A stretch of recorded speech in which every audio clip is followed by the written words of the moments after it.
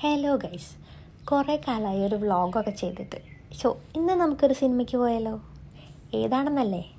Officer on duty. നമ്മുടെ ചാക്കോച്ചൻ നല്ല തകർത്തിട്ടുണ്ട്. ചാക്കോച്ചൻ മാത്രമല്ല, അതിൽ അഭിനയിച്ചിട്ടുള്ള എല്ലാവരും ഒന്നിനൊന്ന് മികച്ചതാണെന്ന് വേണമെങ്കിൽ പറയാം. നോർമലി ഞാനിങ്ങനെ ക്രൈം ത്രില്ലർ മൂവീസിനൊന്നും ഞാൻ പോകാറില്ല കേട്ടോ. എനിക്ക് അത്ര താല്പര്യം ഉണ്ടാവാറില്ല. പക്ഷേ ഞാൻ മാർക്കോ കണ്ടതിന് ശേഷം എനിക്ക് ഭയങ്കര ഇഷ്ടമാണ് ഇങ്ങനത്തെ മൂവീസൊക്കെ. ഞാൻ ആദ്യമൊക്കെ തിയേറ്ററിൽ പോയിട്ടുണ്ടായിരുന്നത് പോപ്കോൺ കഴിക്കാമല്ലോ എന്നുള്ള ഒരു ചിന്തയിലാണ്. എൻ്റെ ചേട്ടനാണെങ്കിൽ ഒരു സിനിമ പ്രേമിയാണ് ഗൈസ്. അപ്പോൾ എനിക്ക് പോപ്കോൺ വാഗ്ദാനം ചെയ്തിട്ട് എന്നെ കൊണ്ടുപോകും. എനിക്കെന്തായാലും സുഖമാണല്ലോ, പോപ്കോൺ കഴിച്ചിരുന്നാൽ മതിയല്ലോ.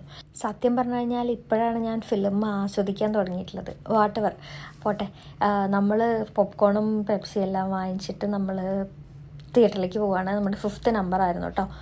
നമുക്ക് കുറച്ചും കൂടെ അടുത്ത് ദേര സിറ്റി സെൻറ്റർ ഉണ്ട്. അപ്പോൾ അവിടെയാണ് നമ്മളെപ്പോഴും മൂവിക്ക് പോവാറ്. പിന്നെ ഇടയ്ക്കൊക്കെ നമ്മൾ സഹാറ സെൻറ്ററിൽ പോവാറുണ്ട്.